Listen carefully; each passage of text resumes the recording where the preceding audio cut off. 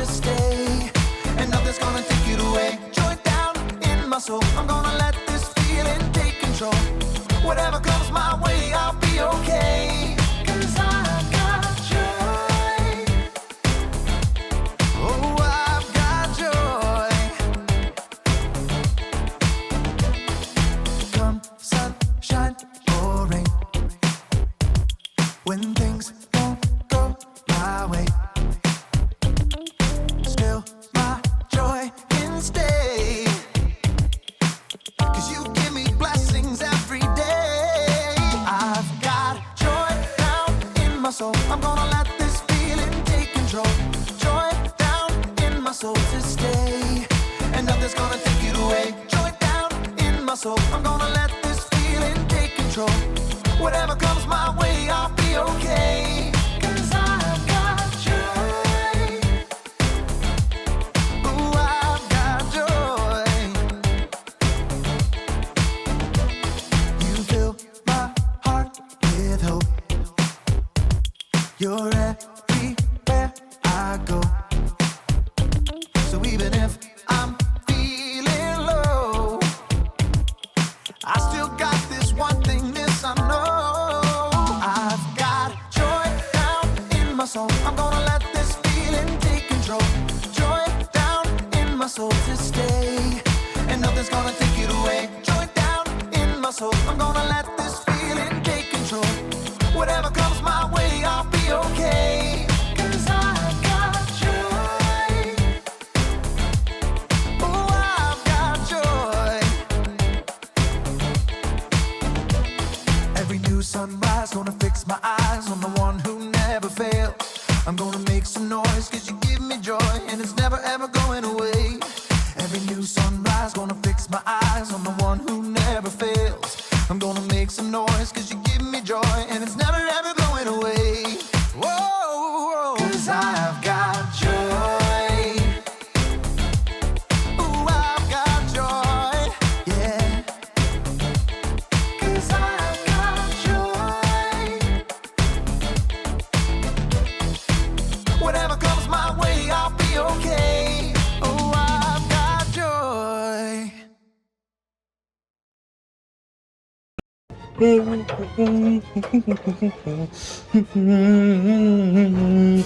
Oh, hey! Welcome to Story Lab. Hey, welcome to Story Lab. This week we're talking about joy while we take a look at the best way to love others well.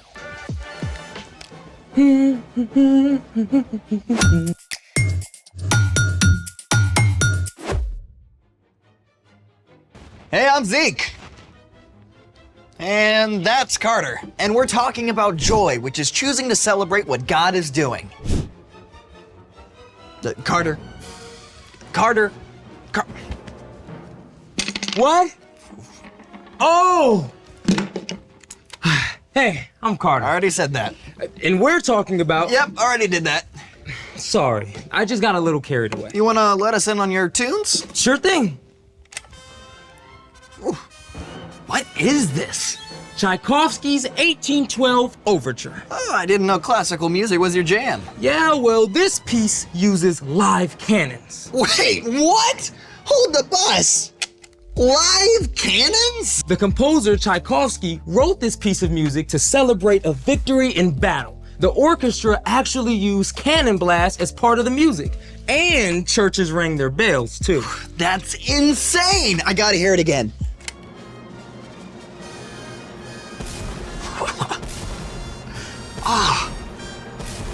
So, do orchestras still use actual cannons when they play this piece? Sometimes if it's outside, but a lot of the time they just pop a balloon or use a pre-programmed electronic drum pad. Yikes! I guess that's one way to celebrate. I've got a better way we can celebrate. I'm in. How do you feel about confetti? Positive.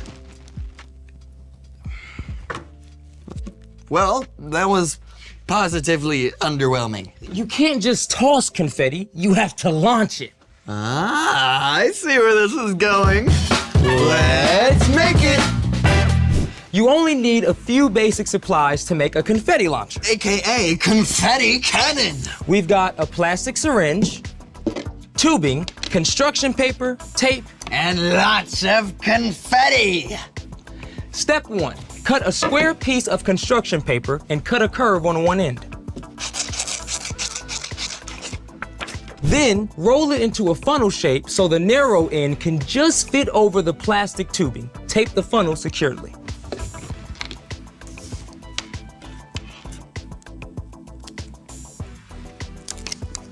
Thank you.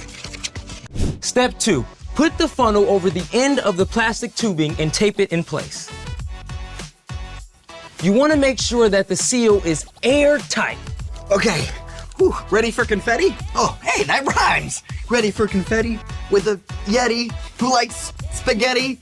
Yes, ready. All right.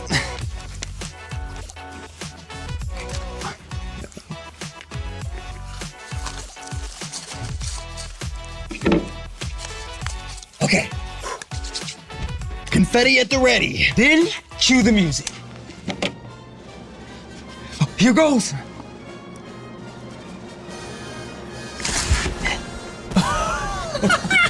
That was great. That's amazing.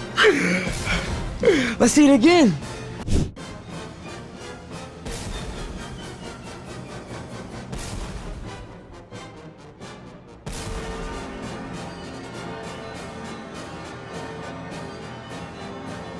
When the plunger is pressed, it compresses air inside the syringe. The compressed air is forced out of the syringe and through the plastic tubing, releasing the confetti. This is way cool. Can we share this with someone else? Speaking of sharing, it's time for The story before the story. Today we're in the book of Romans, the 6th book of the New Testament. Romans is a letter written by the Apostle Paul to the believers in, you guessed it, Rome. Paul had never met these Jesus followers, but he prayed for them often and hoped to visit soon. In this letter, written while Paul was in Corinth, he encourages the believers. He clearly lays out God's grace in sending Jesus to set us free, Because of what Jesus has done for us, we can show God's love to others. which is where our story starts. Take it away. Hey everyone, I'm Brian. The Apostle Paul traveled all over, sharing the good news about Jesus. Now, Paul covered a lot of ground, but still, he couldn't be everywhere all at once. So, when Paul started hearing about the believers in Rome, he sat down and wrote them an epic letter. I, Paul, am writing this letter. I serve Christ Jesus. I've been appointed to be an apostle. God set me apart to tell others his good news. Paul went on to detail how those who follow Jesus are set free from sin, from the wrong things they've done. And because of that, their lives can begin to look different. Don't live the way this world lives. Let your way of thinking be completely changed. And as we follow Jesus, God begins to change the way we think. And it starts to play out in how we treat the people around us. Love one another deeply. Honor others more than yourselves. Then Paul got down to the nitty-gritty, what loving others can really look like. Be joyful with those who are joyful. Be sad with those who are sad. Short and simple, right? But let's take a closer look. Be joyful with those who are joyful. Be sad with those who are sad. There's a big word that relates to both of these things. Empathy. Empathy means that you are aware of how someone else is feeling, and you can imagine what it might be like to be in their position. Another way to say this is putting yourself in someone else's shoes. Okay, that doesn't mean actually putting on someone else's shoes, but you can use your imagination to think about how you would feel if what happened to them happened to you. It can help you be a really good friend.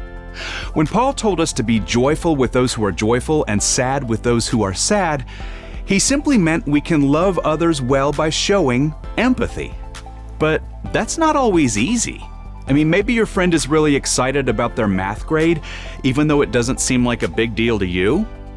You can think about how hard your friend worked to get that grade and share the excitement with them. You totally rocked that test. Sometimes it means celebrating someone even if they got something you didn't. It might be that your big brother got picked for the traveling team and you didn't. I mean, that is hard, right? Of course you're disappointed, but instead of dragging your brother down, you can still congratulate your brother and choose to be happy for him, even while you're still sad for yourself. Way to go. You totally deserve this. Now, let's look at the flip side. Be sad with those who are sad. Now, honestly, when a friend is sad or upset, it can feel uncomfortable. I mean, you just want them to be happy again. But sometimes the very best thing you can do is just be with them and let them know that you see how they feel. I'm really sorry this happened to you. I'd be sad too. In fact, sometimes people need somebody to be sad with them for a while so that they're able to be happy again later. Having empathy is not always easy, but it is a skill that you can learn. Start by paying attention to your friends' faces. If they're looking up or looking down, if they seem nervous or excited or bummed out. Reading and watching stories about people who are different from you is also a great way to practice putting yourself in somebody else's place. The more you learn to put yourself in someone else's shoes, the more you'll be able to show God's love to others, as Paul encouraged the Romans. Be joyful with those who are joyful. Be sad with those who are sad. The end. Whew. Paul left us with some pretty big shoes to fill. Shoes, huh? I see what you did there. I just love that we get to use our imaginations to put ourselves in someone else's place. Yeah, creativity, empathy, and joy, all in one. So, what's our part in the story? Our job is super simple. Practice empathy. Practice celebrating when someone you know is happy. And practice listening and being present when they're sad. If your friend makes it to the top of the rock climbing wall or decorates their first cake, Cheer them on. make a big deal of it. But if they just scraped their knee or found out they have to move away, you should be there with them just to be sad with them. Sometimes just being present with someone is the best thing you can do. That's absolutely right.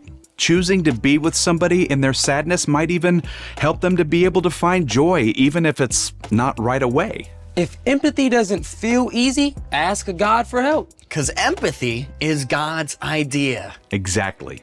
And when we follow Jesus, we can learn to see and respond to others like Jesus. See you next time. So, here's the thing. You can help others find joy. And confetti is a great way to start, so I supersized the cannon.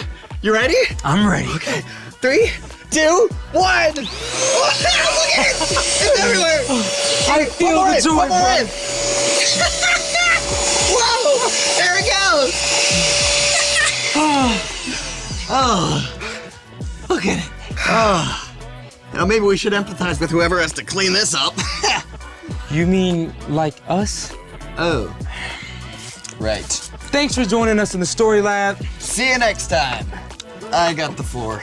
I'm gonna go to the bathroom right quick. I'll be right back. Okay. You leaving this for me to do?